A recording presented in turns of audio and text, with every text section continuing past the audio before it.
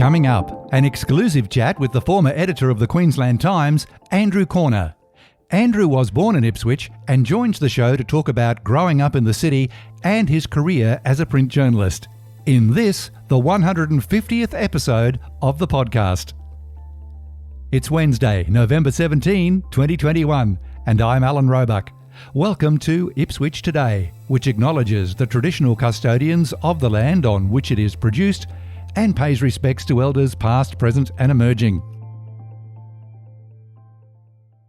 This podcast is supported by Kinetics, people-powered web hosting trusted by Australian businesses since 1999.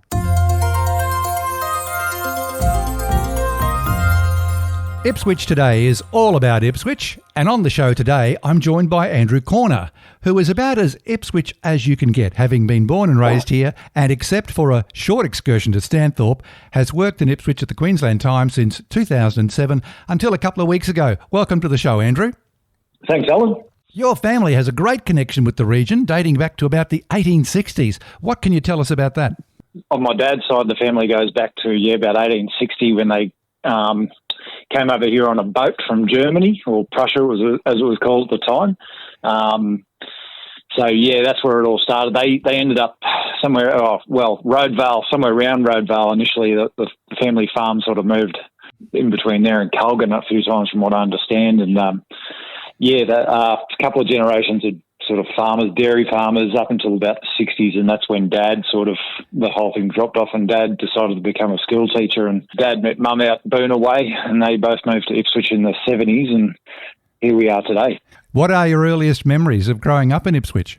Mainly just being outside all the time. Like Dad used to put me to work across the road of Mrs. Nugent for lawn, mowing her lawn. She was an elderly lady that was one of the oldest residents in the area we're from, in Flinders View. And so from about the age of 5, I was carting a wheelbarrow around full of grass clippings. And a couple of years later, I was on the mower. Dad put me on the mower. And apart from that, just playing footy with the boys around the street. And that's about all it was. Playing outside all the time was the main thing. I can relate to your mowing experience, but I was on the north side out Petrie Way on a couple of acres, and that's the first job I remember too, funnily enough, is mowing the yard. Let's talk about schooling, primary and high school. Where did you go? I was a Raceview boy, so I went to Jacaranda Kindy over at Bevelle, which is still there. It's got a different name now, I think. And I went to Raceview Preschool, Raceview Primary, then Bremer High. So all state school all the way through. Nothing special for me. Did you shed a tear when the old Bremer High was demolished? I do now. Like I didn't at the time because I knew how big the cracks were in that D block up the top there. It was pretty bad. So I felt good for the kids that they were getting a decent facility after all that time. But I do when I drive past now, I do feel a little bit sort of nostalgic about it, just because of how we actually had a good spot there, a good view from up there. So it's a bit of a shame, but that's life, isn't it? Things change. We've seen a lot of change around Ipswich in the last sort of 25 years or so. We certainly have. You have to accept it. What about while you're at school? Were you an academic? Were you into sport, or were you good at both? I was always into sport. That was the main focus of mine through sort of primary school, high school. When it comes to academia, not really. Like as I got older, I sort of moved more towards writing. That was what I sort of not specialised in, but I was more enthusiastic about writing than maths, put it that way. And I sort of noticed that in myself, and I knew I had to, if I was going to eventually get a job somewhere, it was going to be something to do with writing. So that's sort of what I migrated towards. So this is in high school you're talking about? Yeah. Well, around the age of probably 15 or something, or maybe younger, I had an older sister who was a lot older, and she started introducing me to Hunter S. Thompson, and it's a familiar story for a lot of writers I know, but I was quite inspired by the way he wrote. Not so much the man himself, but the way he wrote, and he had a certain rhythm, and that's what got me. It was almost not like poetry, but I don't know, it's hard to explain the way he writes, but it did speak to me, and I wanted to sort of emulate that myself, which a lot of writers do, and they don't do very well. But I did just get into writing it. I did see something else in it other than what I think other people see in it, and I thought that's what I want to do. So at the age of 15, did you think journalism was it, or that came sometime later? Oh, well, it's funny, like I'm a lifetime QT reader because it was delivered to our front lawn every day before I was born. So I was out getting the paper, first thing in the morning and unwrapping it for the old man, chucking it at his head. And so it was a relationship with the QT that was sort of separate to my writing ambitions, that it was ingrained in the family too. So it was sort of a natural thing. Yeah. So, yeah, that's sort of how the QT came into it, I suppose. And it was a while before I sort of got into the QT. I went out and worked out, like you said, out at Stanthorpe first, and then came back. It was a sort of logical step to come back to Ipswich after that. So, yeah. We'll keep going with the QT story in a minute, but you've mentioned a couple of times already that you're really into sport, and you were very active on and off the field with Knight Soccer Club. Tell us about your time with the club and Coal Stars before that. Yeah, well, I had a mate. I was always a little rugby league player when I was a kid, but I had a mate when I was in year one called Nathan Ray, and I said, "Oh, you're talking about his soccer all the time?" And I said, "Where do you play?" And he told me Coal Stars. So I got my parents to ring up Coal Stars.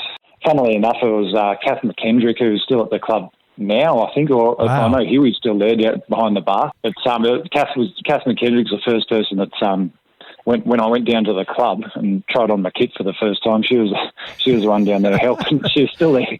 She's still there 30 odd years later. Wow. So they're great. The McKendricks are great volunteers down there, and so I was at Coal Stars from about 1990 right up until, it changed to the Ipswich Knights when it merged with Saints in about 97, and stayed on up until a few years ago. I was still playing Metros down there. Right. Okay. Yeah. What is are the bones a bit tired now? Is that what happened? Yeah. Old age took over. I would have liked to have kept playing a bit longer, but fair enough. Kids come along and other things happen. Yeah, exactly. Family distracts. Yeah. That's exactly what happens. Let's get back on your job path.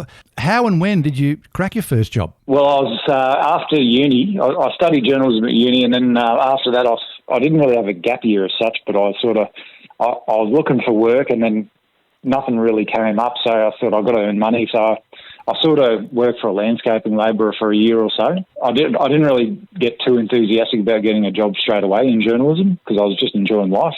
So it got to about a year of being just bumming around being a labourer. I was actually living in Newmarket for a bit there in Brisbane. Right.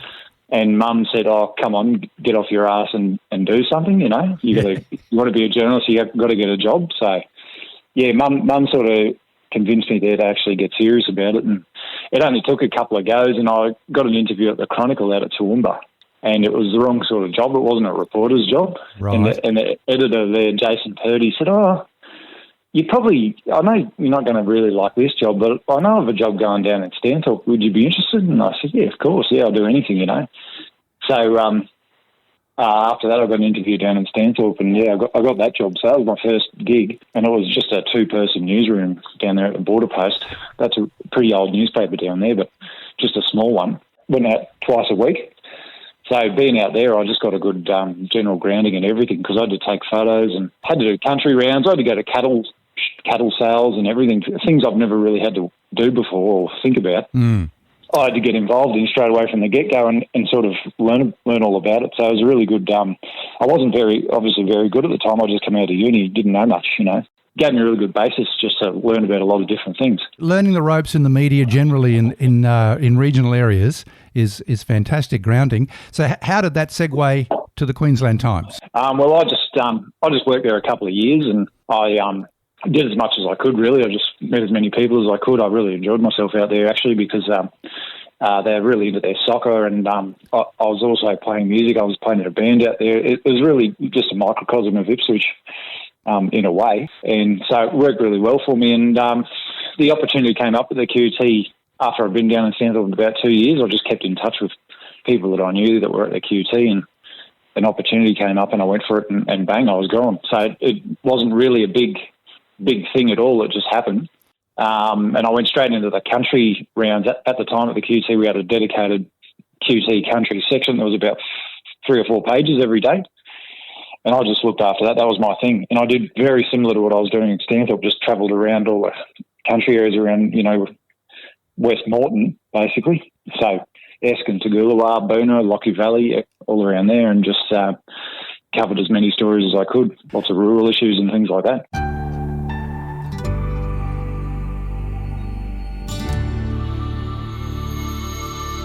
Take us inside the corridors of the Queensland Times back then, Andrew. What were the characters and who were your mentors? Well, it was different. It was a lot different because it was just out of that. They'd just closed the printing press the year before, about 2006, I think. But there was still a lot of the older heads around, like a lot of the compositors were still there. They had their little section. It was very much the old QT still, even though the printing press was over and done with by then. Paper was getting printed elsewhere, Yandina, Warwick or somewhere like that, Toowoomba sometimes. Yes. But back then, the characters were, some of them lasted a fair while after that, which is really good for me because, it's good to just, you get so much knowledge off those older heads. And we had a couple of sub-editors. Sub-editors are unheard of now at newspapers. They're a dying breed. They're almost gone. But luckily enough, back then we still had them. So if you wrote a story and a sub looked at it and they had something silly in it, they'd pick that stuff up straight away and they'd put you to task for it. So, straight away you're learning a lot off those sort of people. I think the sub-editors were fantastic for their local knowledge, Andrew. That's right. The cadet reporters come in, the new reporters come in, and they know all the places, every nook and cranny of the region, and are great for correcting those sorts of mistakes. Exactly. It's things that the editor themselves can't always get to. Editors have got a lot of responsibilities. They've got to meet people. They've got to go and organise stuff. They don't always have that time to run their eyes over every story. So subs are, because they just read so much content all the time, so many different stories, they naturally know heaps about their area. They'll pull you up. If you call it Redbank instead of Redbank Plains or vice versa, they're the kind of person that'll pull you up on that straight away. Oh, Brisbane Street or Brisbane Road. Yeah, there's some good ones. That's the kind of knowledge that, readers notice it straight away. Of course they do. But when you're in that pressure of a newsroom environment and you're a young reporter, sometimes you get it wrong, It's not all laughs being a journalist. In any one day, you meet people from all walks of life, some not so pleasant.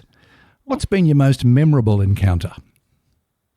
Well, look, there's been dozens and dozens of them. I remember early on in my first year, it was probably sort of later in the year in 2007, and they tried to move Robert John Farden into North Ipswich, into a particular street in North Ipswich. I do remember that, Robert yes. John Farden is a renowned rapist, pedophile. They tried to move him into a street, and it just happened to be right next door or opposite to a guy that he'd been in jail with. And there was a big hoo-ha. There was a big hoo-ha out on the street, and this bloke who'd been in jail with Robert Farden was absolutely going off. So me and Damien Dunlop, a photographer, showed up and we were sort of greeted by this bloke out on the street, no shirt on, just yelling and screaming, carrying on. Some of the things you were saying, obviously, I can't really probably repeat on your show. No, please don't. Yeah, please don't. But that was one thing that sticks out because being only, fairly new, I'd never encountered anything like that in Stanthorpe. Obviously, it wasn't that big of a place.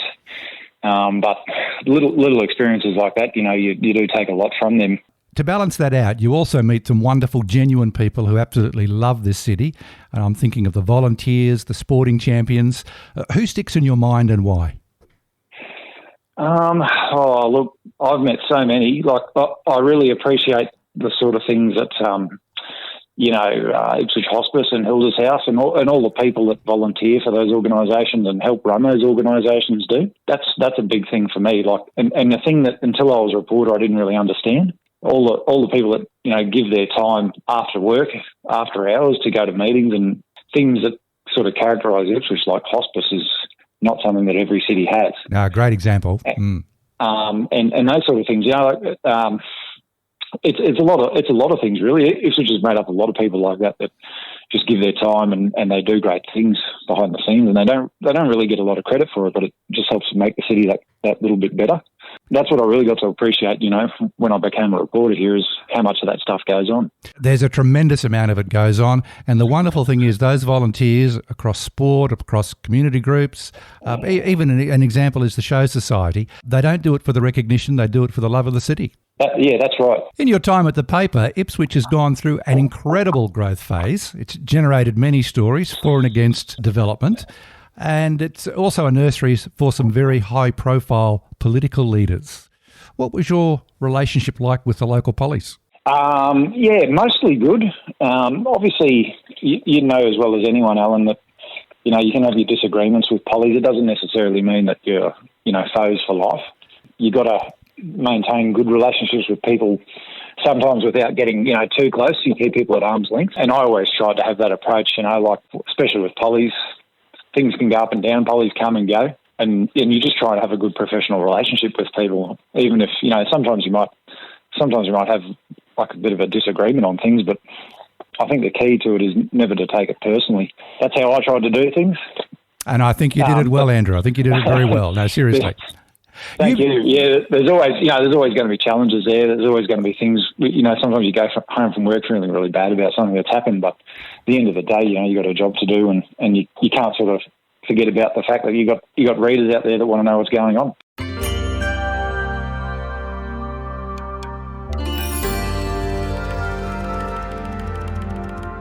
You became editor of the QT at one of the most momentous changes in the history of the paper, going digital and no more print. Now, when this was announced to the staff, I can just imagine it was a day of tension and highly charged mixed emotions. What was it like that day? Well, when all this sort of went down, I was on holidays. So I got a call from Shannon Newley, the editor at the time, and she basically ran through everything that was going on. It was just massive changes, people being made redundant, not many of us being left behind. We had to make some careful decisions about who was going to stay, and it was very hard. Like, as you imagine telling people that have been at the paper for such a long time, yep. And there were quite a few of them that have been there for decades, that they don't have a job anymore. That the QT is not going to ever be what it was again. So Shannon was the one who really sort of bore all that on her shoulders, and that was in her final days of being editor. It was extremely tough. It was one of those times where you didn't want to be on leave. You wanted to be there for it to sort of help out. So it was probably one of the toughest times in my career to be told, there's no longer going to be a paper, because that's what I grew up my whole life sort of reading, wanting to be a part of. So yeah, extremely tough. So it was a new way of doing the Queensland Times, and so you took the hot seat, better known as the editor's seat. Talk us through the transition from printing a daily paper to online only. Well, for me, a big transition, because I was so accustomed to doing a newspaper every day. What people at home might not sort of understand or grasp is the difference in the way your deadlines work. So, with a paper, you've got your daily deadline. You got that sort of anticipation of the deadline all day, and then around, it used to be late at night when you finish, but it got earlier and earlier because of our changes in print. So you look forward to that deadline hits, everything's done, your job's finished, you go home. As soon as you go to online, you've got these little deadlines all through the day, and if you want, you could keep working 24 hours a day, 7 days a week, and your job would never be done. There's this feeling that the news just rolls on and on and on. It's always updating and things are always happening. So there's that total change in how you work, like your work habits and your patterns and the way you approach the job. And for those of us that had been in print for quite a while, it was a big adjustment to make, a big mental adjustment as much as anything, and a bit of an emotional type thing as well, because of that, the way your brain's got to work differently, because you don't have that high at the end of the day of being finished. I could imagine one of the other things going through your mind all the time is back in the days when you had the once-a-day deadline and the paper came out the next morning in print form, you could sit on a story for a few hours and have your exclusive story, whereas now if you sit on it for 30 minutes, you might be gazumped by somebody else. Exactly. That's a big consideration. You've got to think about who else is going to have this story, what are they going to do with it, when are they going to put it out? So there's, different sort of things to consider. But obviously back in the days of print, we knew who the other papers were. We knew they were going to have a story the next day, generally speaking. TV networks, they'd often beat you to the punch. They'd be on 6 o'clock that night, whereas your story would come out the next day. So one of the good things about online, I suppose, is that we could beat those TV stations to the punch. But now, of course, the likes of Channel 7, they've got stuff going out straight away as well. They'll put a bit of footage out immediately after a crash and then cover it again on the news that night. So, I mean, everything's changed for everyone. Doesn't matter what medium you're in.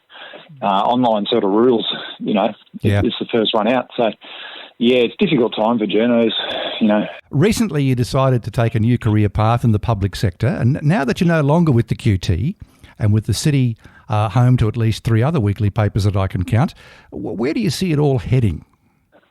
I've never been more unsure about where everything's heading. I don't know if papers are going to, there is a couple of papers back, printed papers. I hope they do go well. I think it's good for the city that there's multiple different choices now when it comes to news. It's not just the QT, it's not just the Courier Mail, it's these other independent ones that have come through. Yes. And I think that's great. Regardless of what you think about these individual papers and how good they are, it is good. There's a choice there now. And but I can't see print going on forever. I think there's going to come a time where it does get just abandoned and online is going to continue to rule, even as much as I love still reading or having a newspaper in front of me. And that's based on experience, like what's happened to the QT, what's happened to other papers all over Australia, around the world probably too. I just can't see print going on forever. I hope it goes on for a while yet. But so that leaves us with, online, TV. Not many people are watching TV news anymore. I mean, it's all online, isn't it? You get it immediately. It's in your fingertips with your phone. And unfortunately, I think that's the way things are going eventually. Andrew Korner, I'd like to wish you all the best in your new career path. Thanks for taking the time. Give us a few insights into your growing up in Ipswich, life at the Queensland Times. Thanks for talking to Ipswich Today. Thanks, Alan. Cheers.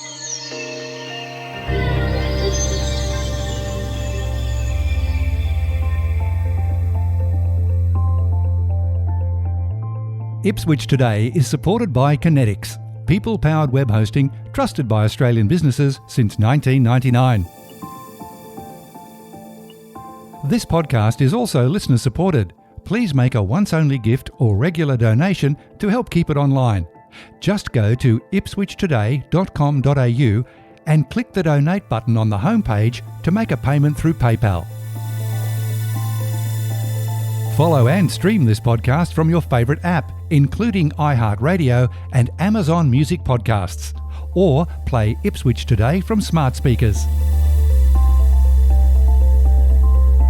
Music is supplied by Purple Planet Music. This is Alan Roebuck. Thank you for listening.